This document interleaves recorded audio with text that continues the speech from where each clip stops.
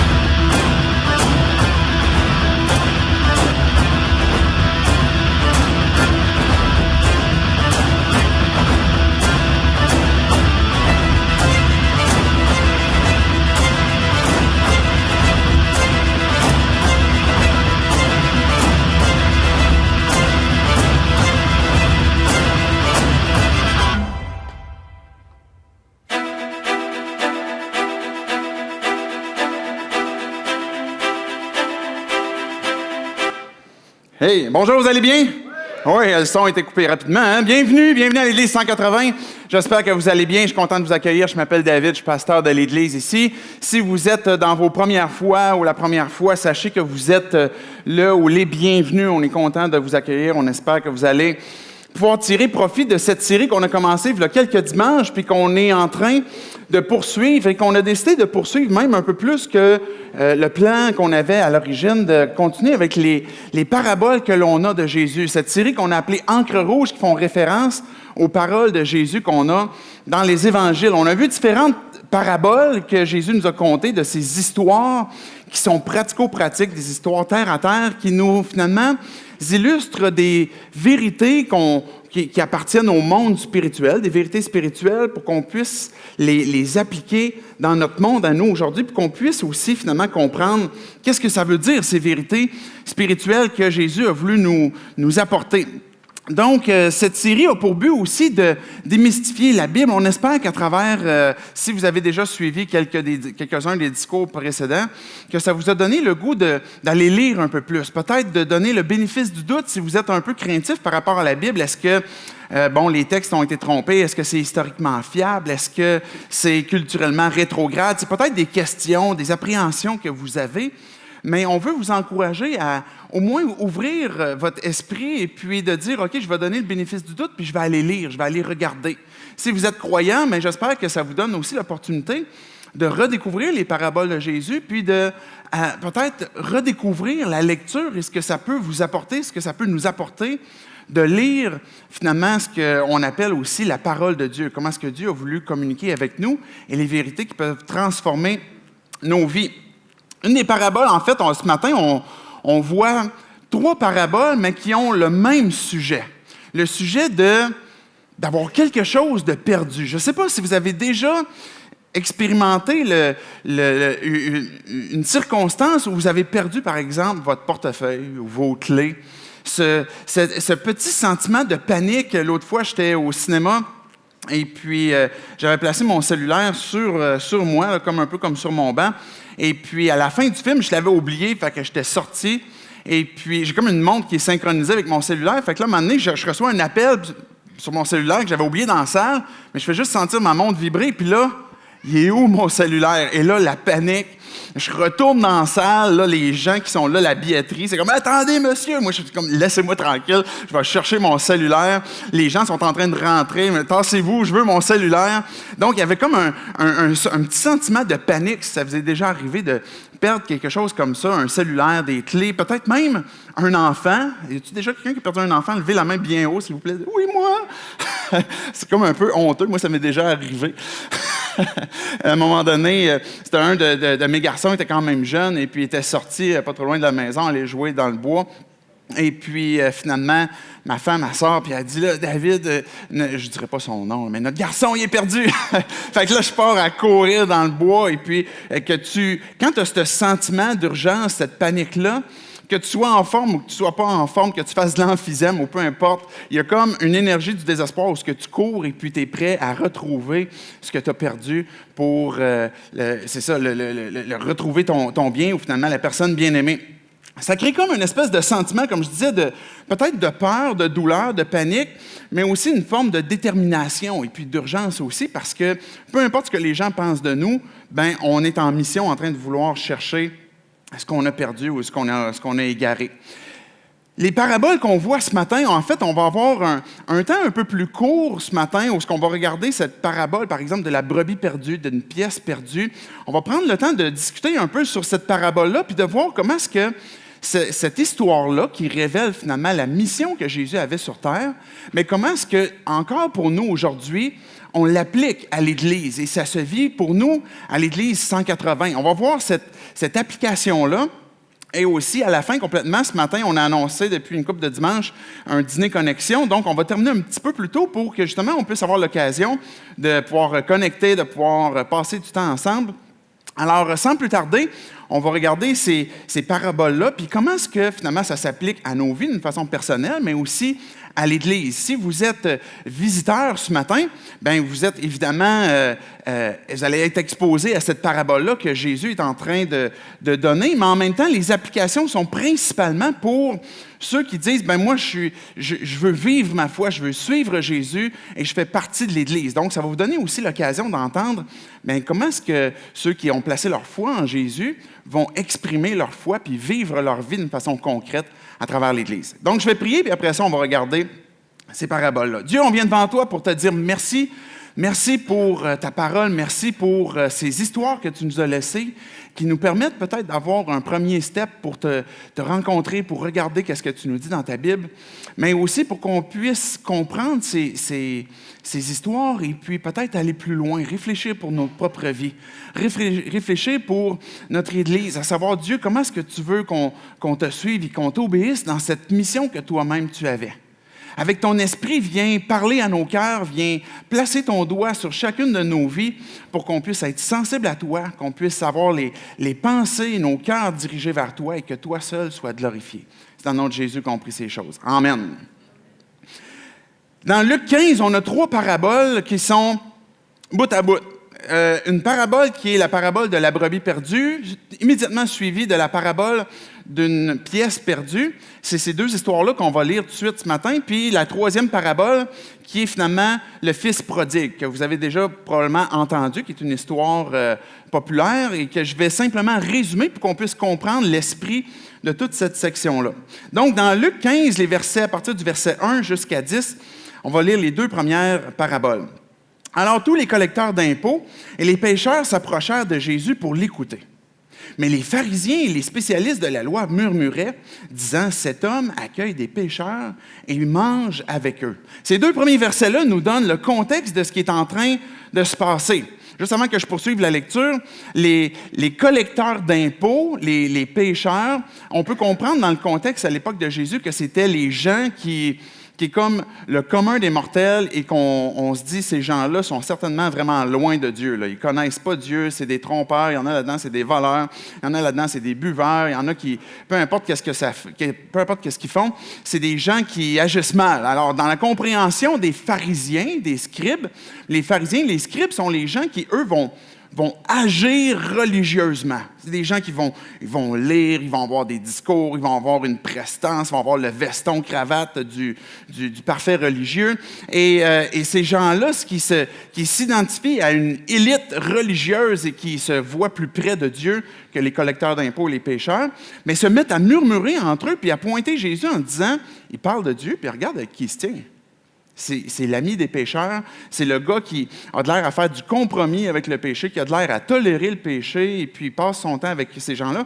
Donc, Jésus se fait critiquer dans son modèle, dans son approche, dans sa mission, par les gens qui sont eux-mêmes désireux de vouloir se rapprocher de Dieu.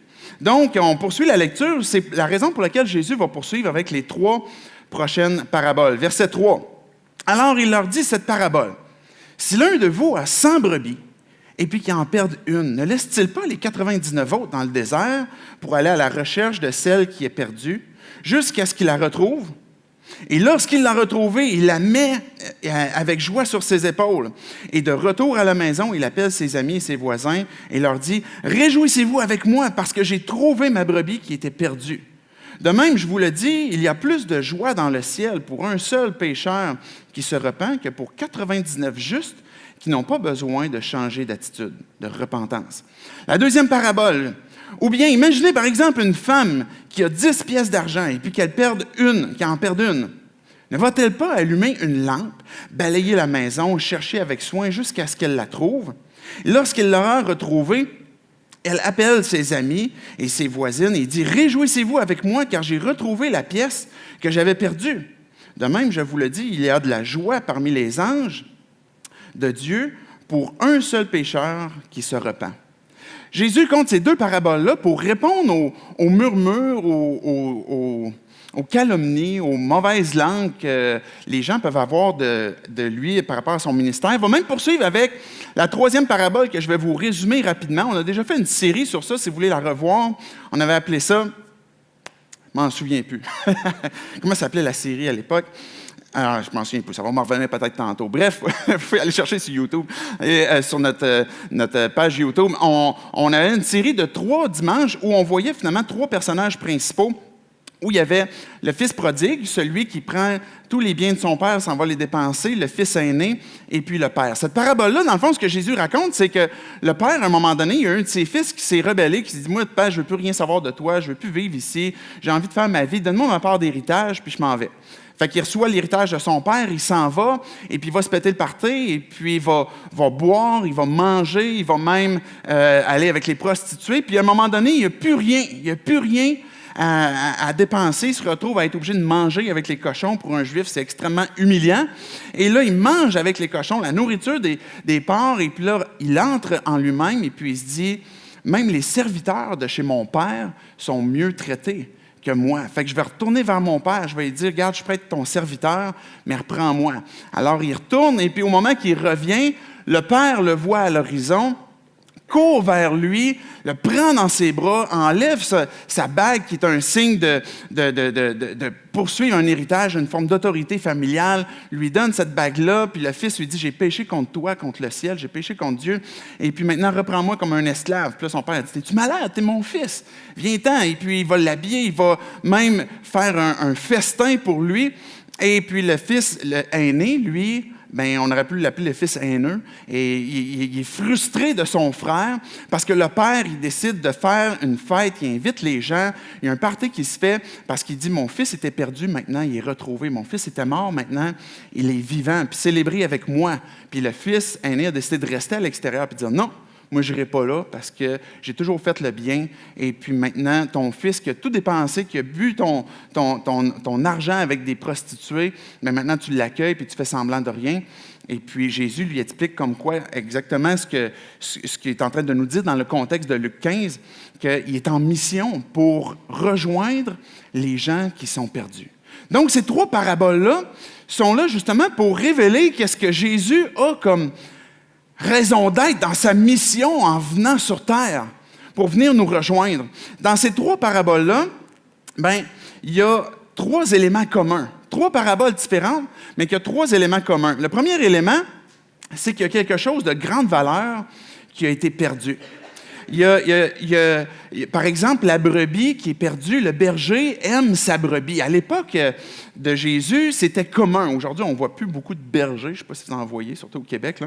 Mais à l'époque, c'était commun. Les gens pouvaient vivre, puis pouvaient vivre de ça. Et puis, un berger qui perdait, par exemple, une brebis, bien, pour lui, c'est une forme de gagne-pain. Là. Il peut vendre la laine, il peut faire différentes choses avec les brebis. Mais d'en perdre une, on voit souvent dans les Écritures, même aussi, dans le contexte, que même les bergers sont liés dans un sens même de cœur avec leurs brebis. Ils les aiment, ils en prennent soin, ils vont les chérir. Et puis, le fait d'en perdre une, bien, cet homme-là, il a perdu, dans l'histoire de Jésus, une brebis de grande valeur. Imaginez la femme que, dans la parabole que Jésus nous conte, c'est exactement la même chose. À l'époque, les femmes étaient dans un contexte où, s'ils n'avaient pas de mari ou s'ils n'avaient pas de fils, elles pouvaient être dans de grandes misères, dans de grands besoins. Et cette femme-là, l'histoire ne dit pas dans quel contexte elle se trouvait, mais qu'elle avait 10 pièces d'argent puis qu'elle en a perdu une. Pour elle, ça a une très grande valeur parce que sa vie en dépend. Et elle veut retrouver cette pièce-là. La même chose pour le père qui a perdu son fils. Bien, Jésus veut nous révéler qu'il y a quelque chose de perdu qui a une très grande valeur. Et ce premier élément commun que l'on a de ces 3 paraboles-là, c'est que Jésus est en train de vouloir nous montrer que l'humanité pour Dieu est d'une valeur inestimable. Les gens que tu peux croiser, tu ne croiseras jamais une personne que tu vas pouvoir dire « Dieu n'a pas d'intérêt pour cette personne-là ». Tu ne pourras pas dire de toi-même « Dieu n'a pas d'intérêt pour moi ». Jésus, à travers ces 3 paraboles-là, il donne différentes histoires pour qu'on puisse s'identifier puis qu'on comprenne que pour celui qui cherche, c'est-à-dire Dieu, on a une immense valeur. Comme pour la femme qui a perdu une de ses 10 pièces d'argent, comme pour le berger qui a perdu une de ses brebis bien-aimées, comme pour le père qui a perdu un de ses enfants. Et il veut nous montrer comme quoi que son amour va toujours te poursuivre. Son amour va toujours être disponible, va toujours nous interpeller en nous disant, ben, je t'aime et puis je veux que tu reviennes. Mais le deuxième élément qui est commun aussi aux 3 paraboles, c'est l'élément de recherche. De rechercher, de rechercher avec anticipation ce qui a été perdu de grande valeur. Par exemple, le berger, il part et ça dit, il laisse les 99 autres. On peut regarder le verset 4 juste pour revoir le texte, le verset 4 et puis le verset 8. Il dit, lequel de vous, par exemple, qui a perdu une brebis, laisse-t-il pas les 99 autres dans le désert pour aller chercher celle qui était perdue, jusqu'à ce qu'il la trouve? Et le verset 8, il va dire, mais cette femme-là va allumer une lampe, balayer la maison, rechercher avec soin jusqu'à ce qu'elle la trouve. Le deuxième élément, comme pour le père dans l'histoire du fils prodigue, on peut parler d'anticipation. J'imagine fort bien le père qui, peut-être à chaque matin, il s'en va au bout de son terrain, au bout de son domaine, et puis il regarde à l'horizon, puis il va scanner l'horizon pour voir est-ce que mon fils va revenir, est-ce que mon fils va revenir. Et puis dans les 3 cas, ben, Jésus est en train de nous montrer qu'il nous cherche. On est de grande valeur pour lui. Et la même chose que dans ces paraboles, il va chercher jusqu'à temps qu'il trouve. La femme, ça dit qu'elle va allumer une lampe. Ça sous-entend qu'elle va travailler tard. Il ne fera plus soleil. Qu'à un moment donné, elle va devoir allumer une lampe. Elle va devoir déplacer les meubles. Elle va devoir balayer. Elle va tout déplacer ce qu'il y a dans la maison pour finalement trouver sa pièce. Comme pour le berger, on peut imaginer que maintenant, il va se déplacer, il va marcher longtemps, il va avoir chaud, il va entreprendre des projets, il va peut-être mobiliser des gens avec lui. Aidez-moi à retrouver ma brebis. Donc, cette recherche-là est commune dans les 3 histoires. Jésus est en train de nous montrer qu'il y a quelque chose qui a été perdu, qui est de grande valeur, mais qu'il y a aussi des recherches qui sont entreprises pour retrouver ce qui a été perdu. Et le 3e élément, qui est commun aux 3 paraboles, c'est la fête, la célébration. Quand le berger a retrouvé sa brebis, il retourne chez lui et puis finalement va appeler ses amis, va appeler ses voisins puis va dire « Je fais une fête, la gang. Ma brebis était perdue, maintenant elle est retrouvée. Puis on va fêter ensemble. » La même chose pour la femme qui a trouvé sa pièce d'argent. Je ne sais pas combien elle a dépensé pour faire son party, mais on imagine que c'est peut-être moins que ce qu'elle a retrouvé. Mais elle va faire une fête pour aller chercher ses amis, ses voisines, puis elle va dire, là, fêtez avec moi. Parce que ce qui était perdu, ce qui était de grande valeur pour moi est maintenant retrouvé. Et puis là, maintenant, il y a un party. Même chose pour la parabole du fils prodigue. Quand que le père a retrouvé son fils, bien, il y a une fête dans la maison qui est là, qui est célébrée. Et l'illustration spirituelle qui est en train de nous montrer, Jésus, c'est qu'il y a une fête dans le ciel. Il y a une fête qui se passe dans le ciel à chaque fois qu'une personne se tourne vers Dieu et se laisse convaincre de son amour, se repent de sa vie indépendante de Dieu et dire, Dieu, j'ai besoin de toi. J'ai besoin de toi, Jésus. Et il y a une fête, il y a un party dans le ciel. Jésus est en train de nous révéler qu'il y a une tension, il y a une urgence d'agir pour trouver ce qui est perdu. Et quand ce qui a été trouvé, qui était perdu de grande valeur, est ramené, bien là, il y a une grande célébration. Parce qu'on est content que d'avoir retrouvé. Ça expose encore une fois la grande valeur de nos vies. Cette grande valeur que dans les trois aspects communs des trois paraboles qu'on peut appliquer à la vie de Jésus. Parce que Jésus est en train de compter ces trois histoires-là pour dire, bien c'est ça mon ministère. Vous ne comprenez pas pourquoi je suis avec les collecteurs d'impôts puis avec les pécheurs. Puis il est en train de répondre aux gens qui l'accusent et puis qui se moquent de lui. Bien, il est en train de leur dire, mon ministère, là, c'est ça. Je suis venu parce qu'il y a l'humanité qui est de grande valeur pour moi, que je veux gagner. Et c'est la raison pour laquelle Jésus a donné sa vie. Quand on voit l'histoire des évangiles, quand on voit la suite, à l'histoire, qu'est-ce qui se passe avec le ministère de Jésus? Bien, il devait arriver aussi le moment où Jésus donnait sa vie en sacrifice, où il est allé à la croix, où volontairement il a livré sa vie pour finalement nous gagner, pour qu'on puisse être délivré de ce qui nous sépare de Dieu, de ce qui fait qu'on est séparé de lui ou qu'on est perdu sans lui. Peut-être que vous avez déjà entendu la chanson Amazing Grace, mais la toune dit que j'étais perdu et maintenant je suis retrouvé. C'est pour ça que je peux chanter à Dieu. Puis dans sa grâce infinie, il m'a trouvé. Et Dieu, Jésus, quand il a donné sa vie, ben, il l'a donné volontairement pour qu'on puisse être retrouvé, pour qu'on puisse être racheté, pour qu'on puisse être réconcilié avec lui. Et ça, c'est le ministère de Jésus. Et s'il a donné sa vie, il avait aussi la puissance de la reprendre. Il est ressuscité, il est revenu à la vie pour attester que ce qu'il a fait pouvait réellement transformer ta vie et transformer nos vies encore aujourd'hui.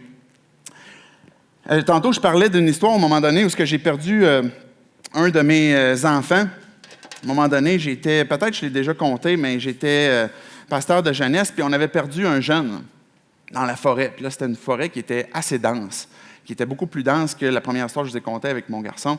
Et le jeune pouvait avoir certaines difficultés de santé et on ne savait pas comment ça allait se passer pour lui étant perdu dans le bois. Et là, les parents devaient venir chercher les enfants et le père vient et là, je dois lui dire la nouvelle qu'on a perdu ton enfant, là, on a perdu ton gars dans la forêt.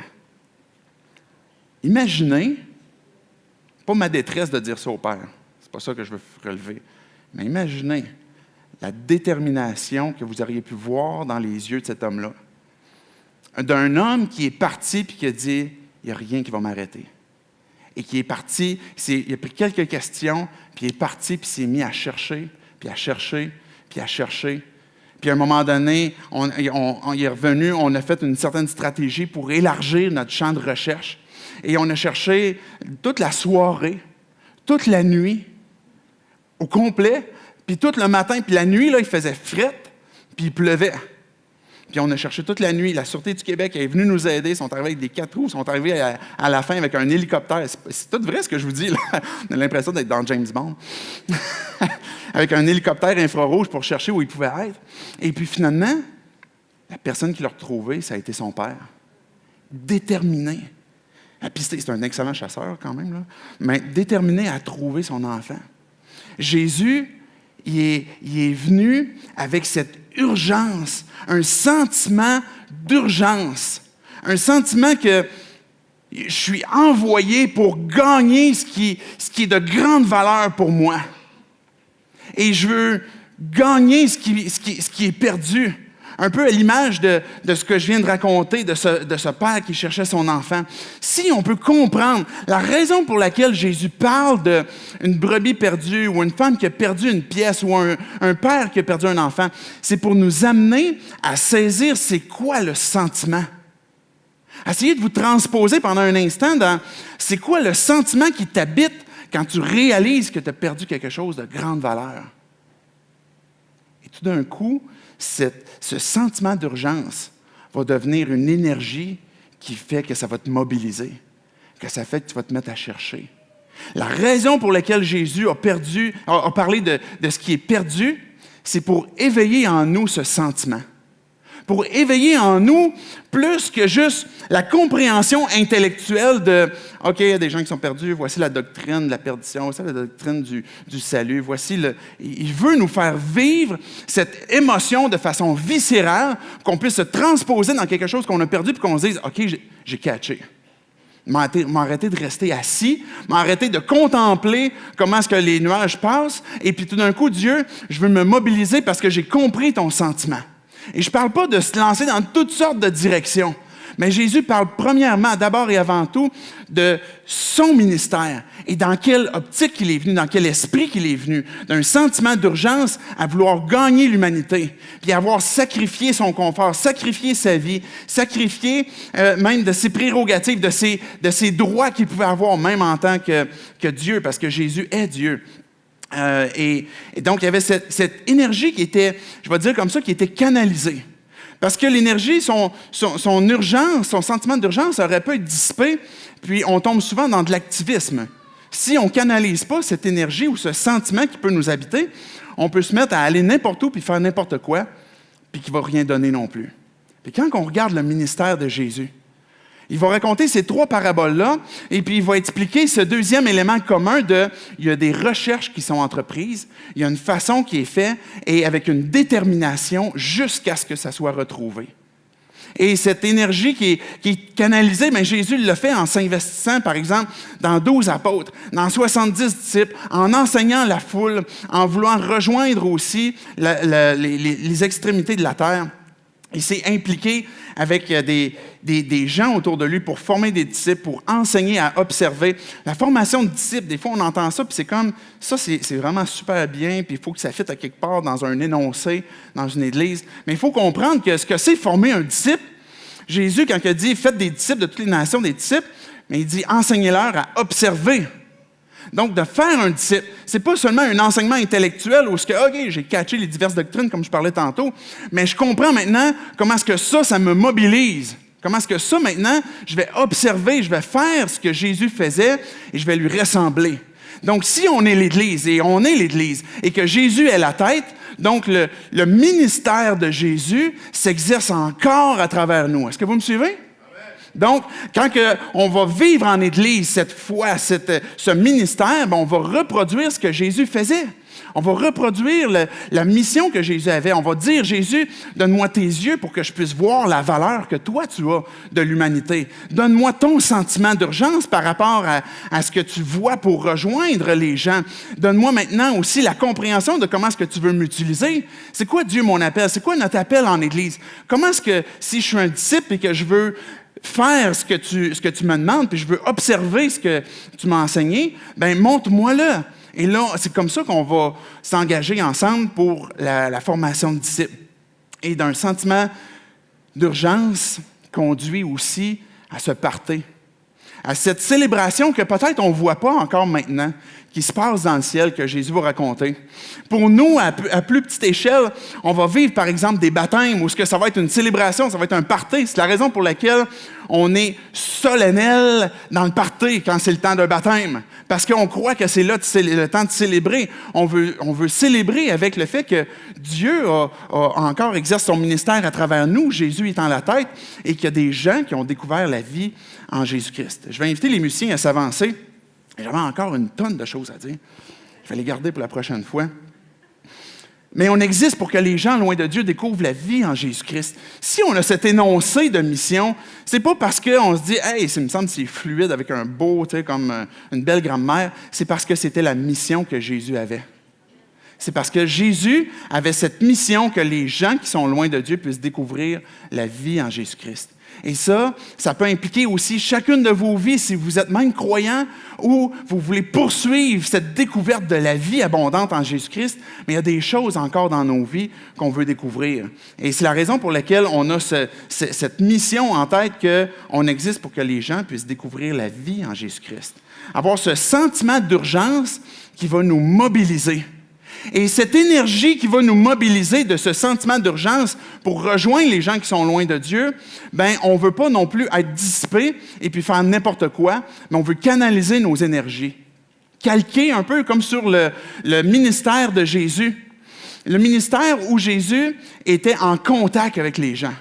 Un ministère où Jésus était dans une formation, où ce qu'il formait puis équipait.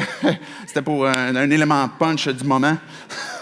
C'est pour être sûr que tout le monde suive. Le deuxième aspect d'être dans un axe où on canalise nos énergies pour former puis équiper des croyants pour qu'on puisse observer ce que Jésus nous dit, pour qu'on puisse le vivre. Et un troisième axe où on veut être une Église qui est en service, qui va servir la communauté, comme Jésus a aimé sa communauté, comme la marque du Maître, c'est l'amour. Et c'est la raison pour laquelle, par exemple, on veut être une Église où, à travers notre dimanche matin, on veut être le plus accessible possible.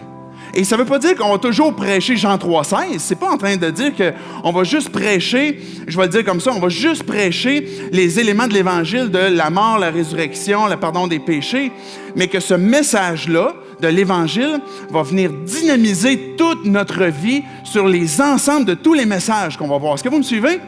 Donc, quand on va parler, par exemple, bientôt d'une série qu'on va avoir sur le couple, sur l'amour selon Dieu, eh bien, encore là, l'Évangile va être une puissance qui va te délivrer dans ton couple. Et c'est la raison pour laquelle on peut prêcher l'Évangile quand on prêche sur les couples, quand on prêche sur toute autre série, où on va avoir un deuxième aspect, où on va canaliser nos énergies par des groupes connexion, où on veut former, équiper peut-être des leaders, accompagner aussi votre marche avec Dieu, ou développer la communion, l'intercession aussi, la prière et un aspect où, qu'avec Opération Clin d'œil, on va pouvoir donner à la communauté, on va pouvoir servir, on va pouvoir aimer gratuitement, généreusement, parce que Dieu vit en nous, parce que c'est ça la marque de son amour. Et c'est comme ça qu'on veut vivre notre foi d'une façon authentique. J'aimerais qu'on puisse se lever tout le monde ensemble. On va chanter dans quelques instants, mais j'aimerais qu'on puisse se lever. Je vous invite à vous lever, qu'on puisse prier Dieu, qu'on puisse d'une façon en Église, en communauté, mais aussi individuellement, dire Dieu, Jésus, c'est toi que je suis. Jésus, c'est toi la tête. On peut fermer nos yeux, baisser nos têtes, tout simplement pour garder notre attention sur Jésus, sur Dieu. Et justement, Dieu, on te dit que c'est toi qui es la tête de notre Église. C'est ton ministère qu'on a décidé de choisir. La façon que tu l'as fait, Dieu, on a choisi de diriger cette énergie aussi, ce sentiment d'urgence dans les ministères comme tu l'as fait, Dieu, d'être accessible pour témoigner, être des témoins, pour former aussi les croyants, qu'on puisse s'accompagner les uns les autres et qu'on puisse redonner aussi, qu'on puisse servir. Dieu, pour chacun d'entre nous, d'une façon individuelle, on te prie que tu puisses nous révéler l'appel que tu places sur nos cœurs. Et comment est-ce qu'on peut se mobiliser ensemble et répondre à cet appel-là en fonction de là où tu veux m'utiliser. Et que Dieu, je veux te dire que je veux répondre à ton appel, je veux servir là où tu m'appelles. Et je veux m'engager à te suivre. Et sois glorifié, Jésus, parce que c'est toi qui es le maître, c'est toi qui es la tête de l'Église. Et c'est de toi que vient ce sentiment d'urgence et cette mission. Et c'est toi qu'on glorifie. Amen.